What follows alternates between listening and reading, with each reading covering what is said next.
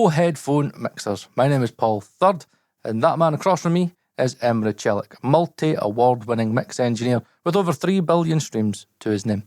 Right, so what we're going to do this week, and we're going to do a little bit of a quick-ish video talking all about headphone levels. Headphone levels are very, very, very important for getting headphone mixes to translate. We're going to talk a little bit about the geeky stuff, but again, we're not going to kind of go in too deep. We're going to teach you how you can check your own headphone levels so you yourself know what level you should be at and what level you're actually listening to. Now, why is this important? Well, the reason why getting the right level is important is because the level of your headphone massively impacts the sound that you hear. It's in regards to listening to headphones, it's not like a linear experience where if you listen quiet, it sounds the same as listening loud. It's not a linear experience like that. I've heard many people in the past talk about planar magnet headphones, and they'll be like, oh yeah, I was listening to my cheap Dynamics and I just couldn't really hear a difference. I don't really hear that slam and that low end, that brilliance you were talking about. Okay, what level are you listening at? I was listening between, maybe 70, 75 dB SPL. Okay, crank that a little bit more, actually quite considerably more.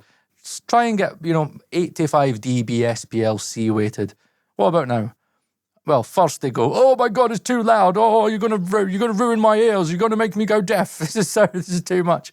And then once they get used to it, all of a sudden they go, interesting. These headphones sound completely different now. The low end sounds great. Oh my God, I've got the transients in there. Oh, I've got this slam. Oh, this sounds amazing. That's what happens when you listen to headphones at the right level.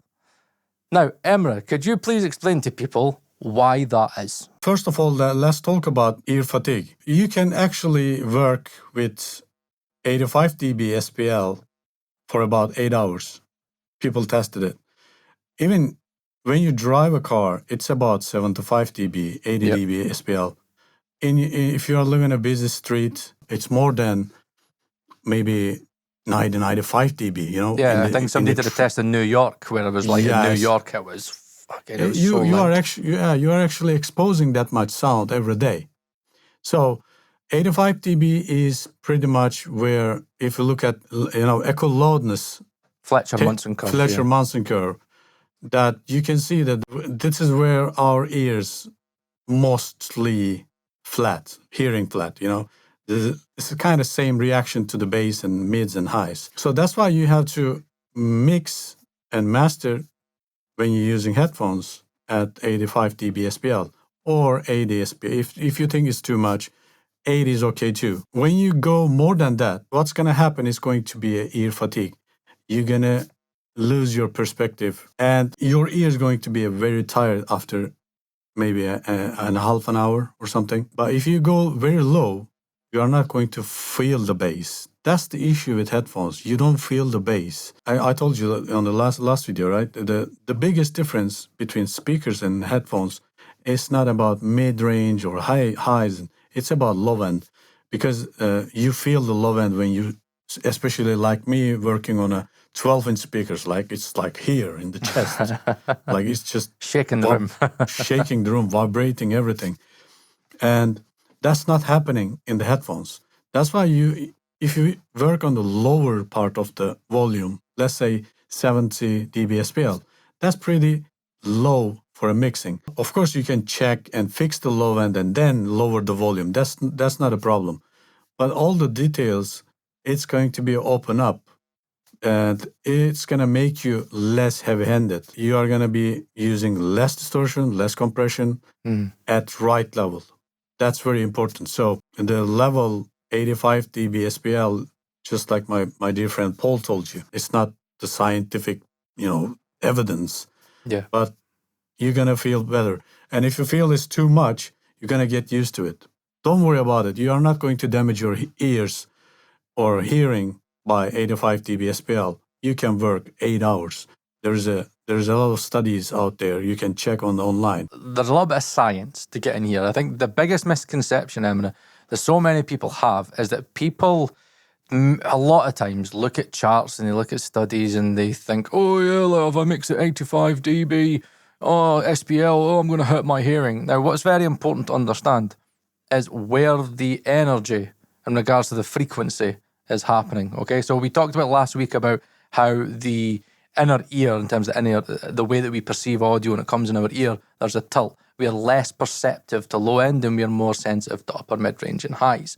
So what's very important to understand, right? If you have, for example, this, right? This is like an SPL meter, and we'll go into this a little bit later in regards to like how you can check your headphone level. Now, if I stick this in between the cups and I stick on SPL-C. Now, this is very important to understand. There's different weightings. So the ones that we'll normally use is SPL-A and SPL-C. SPL-C weighted is kind of more broadband, right? A-weighted takes out a lot of low end out of the equation. So it's kind of more focusing on that upper mid-range, the things that we are most perceptible to. So SPL-C weighted takes in a lot of low end and all the way up to the top end. Now, what you need to understand is that low end fluctuates. So low end energy, as I talked about last week, takes up all of your headroom, right? That's why when we're mastering records and mixing records, we're always working at the low end and ensuring that the low end isn't triggering the compression too much. So we always have to maintain the low end. That's why a lot of people use the sidechain filters on compressors, so the low end isn't triggering the compression so much, the wideband compression. Now, knowing that SPL-C weighted is more easily triggered by the low end, what that means is that if you're listening to, say, 85 dB SPL-C weighted, if you've got a very, very, very, very bass-heavy track, really low subby, lots of low-end energy, there might be times that you've got that SPL meter, and all of a sudden it might, if you've got it on slow, what we do, you can set it to fast and slow. I've got it F and S. If you set it to slow, what you'll find is sometimes you'll say it'll be aiming for maybe 85 dB SPL-C weighted, but due to the low-end energy at one specific point, it might jump up at one point where it's maybe 92, 93. Now, if you use something like dBA weighted, it's more consistent because you don't have that fluctuation in the low end. So it's actually easier to get a more consistent level out of dBA. Now, where this sits is very more dependent on your ear. I normally say dBA between 80 to 85 dB SPL-A weighted. That's normally kind of the magic place for me, where I know I've got that consistency where it's between 80 to 85. Normally I go a little bit louder. Me and Emrah do listen quite loud. I normally hit about maybe 85 dBA consistently. And then if you put it on C weighted, all of a sudden you'll get a jump at like 94, 95. But it's okay because our ears aren't that perceptible. If you are listening to, say, 95, 93 dBA, and that's coming, and that's hitting your ears at 1K, 2K, 3K, that's going to hurt your ears because we are so sensitive to that, and you're going to hear it. I put it akin, like dBA, see dBA like NS10s. If you crank NS10s at like 93, 94 dBA, that's going to hurt your ears. Already hurt your ears already because they've got that mid kind of peak in them. So if it's dBA, more conservative. Between 80 to 85 dBA, it's more consistent and it's easier to measure. But if it's SPL-C, just be aware that if you're listening to like a Dua Lipa track or a really bass-heavy Drake hip-hop track, the SPL-C and the dBA is massively different. That's what many people get confused about, is that you can listen to that Drake song, that bass-heavy Drake song could be maybe 82, 85 dBA, and you're like, yeah, this is the right level. Stick it to dBC, and all of a sudden, boom, like 95 SPL-C at one point.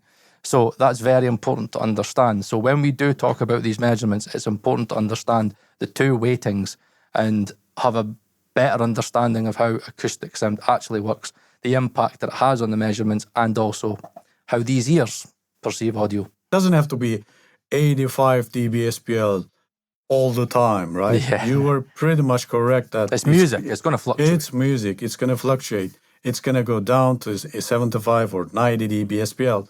But these are the peaks, right? These are the dynamics. Yep. So what I can recommend that if they can purchase a SPL meter like you have, and they can just, download an app on their iPhones and place it in between the two cups and just measure. It's not going to be a scientifically perfect or perfect SPL meter, but it's going to get you in a ballpark. Yeah. So, as Emrah said, right, so just to show you very quickly, right, so these are Audio-Technica headphones now. So what you do is, I would switch this on. So Let's see if you can see it. So I've got already, double check, I've got DBC. So I've got C weighted and it's on fast. So you want to change it from fast to slow, okay? And then when you've got that, so DBC, or again, DBA, if you want to be a little bit more consistent, you're aiming for maybe 80, 85 dBA. Now, all you're doing is, now these are a little bit difficult, probably the wrong ones. No, what I'll do, the Odysseys are better because they've not got that tilt in them. So the Odysseys, as you can see, they can go flat like this. So all you would do is you would play your music, you would stick this in between the cups like that, and you'd play it, turn it like that so you can see it, and you would play the music, and then you would then have that level, and then you would monitor to see kind of roughly whereabouts it's sitting. On average, you're looking for the fluctuations, you're looking at the max peaks. Now this has quite a handy feature where you can set it to a max peak as well, so you could have it just only showing you the maximum peaks. So it's quite easy, you know, if you've got set it to dBA and you could have it, you know, just tell you the max peak, and then if you've got it on DBC, I'll tell you the max peak of the low end and stuff. So there's various ways you can do it. I normally find a SPL meters better than an app because the microphones in phones could be pretty shit. But it's better than nothing. Many people have got this thing, Emrah, and it frustrates me, where people try and use this bullshit science that they just make up where, because there's distance from you, if it's 85 dB SPL, it's not going to hurt your ears as much because it's further away from you. But the thing with headphones, it's 85 dB SPL at your ear. When what's so incredibly like idiotic about that, as I talked about the measurements earlier, is that what you got to remember about headphones, right? If we're taking the measurement, for example, right, there's the base, right, is right here. So in regards in a room, you've got the base spreads around the room. It's the base is more contained in headphones. So the low end in headphones takes up way more headroom in your measurement. So as much as it might be telling you it's like 85 dB SPLC or 90 dB SPLC, because the headphones are in such close proximity to your ear, they take up so much headroom, it's not as loud as you think. So there is no difference in regards to, you know, hurting your ears in regards to be 85 dB SPL a metre and a half away from you for speakers and having it like, you know, genuinely like centimetres away from your ear. The problem is you measure at distance, right? Yeah. If you put your measurement microphone closer to speakers, it's gonna be like 95 dB there. Yep, 100, whatever, yeah. Totally. Maybe, you know, because we measure inside the ear cups, it's the same. Doesn't matter. But we forget to tell how they can measure, what they can use to measure when they measure headphones level. They can use a mastering song, a well mastering song, and play it. But I recommend using brown noise, not pink noise, not white noise, brown noise, because it's more tilted. You can crank the volume on your DAC and just, you know, put a mark there, and you know that you never go over because it's the maximum volume that you can turn up. If I'm going to use these headphones, then my amp must be at -20, for example, or maybe 60%. So you're going to see the numbers there, and just mark down somewhere, and you have to remember that, and just be consistent about levels. There's various ways you can do it, but the most important thing is just don't listen too quiet on headphones, because the headphones will react differently to the level. If you buy an Ananda Nanos, and when we talk about the low end and the slam, you will be amazed at the difference between listening to like the Ananda Nanos at 65 dB SPLC compared to listening to them at 85 dB SPLC. The difference is unbelievable. They are transformed, and it genuinely is one of these things where when you do crank that dial and you push them, and especially you push them cleanly, it's just like a better knob, is it, Emrah? It just gets better until you hit those certain levels of dBSPL where Fletcher-Munson curve comes in, and then again it's overly bassy. So one, if you go too much, you, as Emrah says, you'll get fatigued. But obviously with Fletcher-Munson as well, you'll hear it, even with your EQ sitting right. It'll sound overly bassy, and everything you'll just be like, oh no, this just sounds horrible. So I think that's everything, Emrah, is it? Is there anything else, any caveats you think that you can mention? If headphones can't handle the SPL levels, it's going to be not just bass but screamy as well. Yeah, totally. It can be opposite as well. And I think that's it. So, yep, that's how we'll end it. And if you've got any questions, please leave your queries down below, and we'll try and do our best to get back to you. So, my name is Paul Third, that's Emrah Celik, and we'll see you on the next instalment of MixPhones.